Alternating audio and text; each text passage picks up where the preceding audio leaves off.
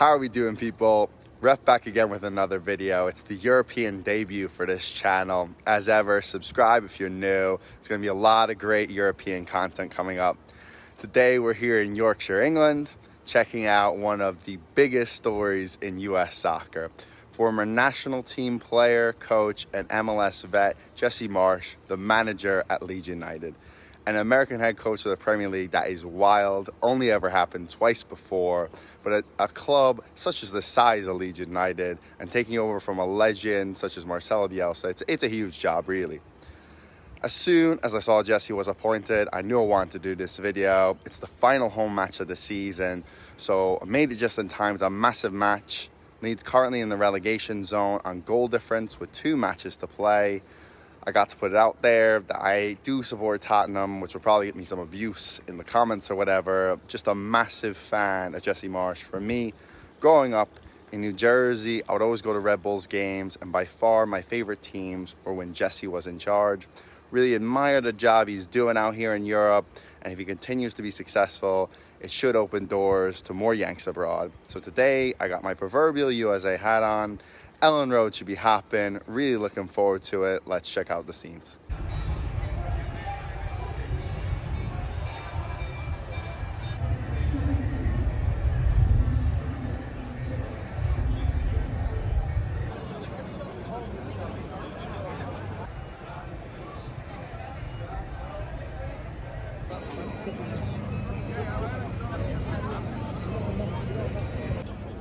Okay, we're here outside Leeds United, Elland Road, massive occasion. 2 great Leeds fans here. Introduce yourselves. I'm Lancey. I'm Daniel. Great, lads. Happy that you're on with me. I have a few questions for you. First off, Marcelo Bielsa, club legend, got you guys back to the promised land, the Premier League. Unfortunately, his time was up. Jesse Marsch brought in. Was that a good decision? I think, like in hindsight now, maybe not.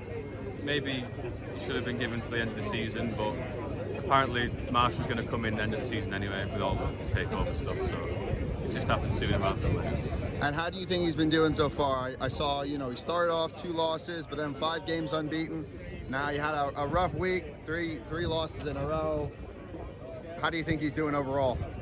I think, he's tidied up the team a bit. We don't lose 5-6-0 anymore.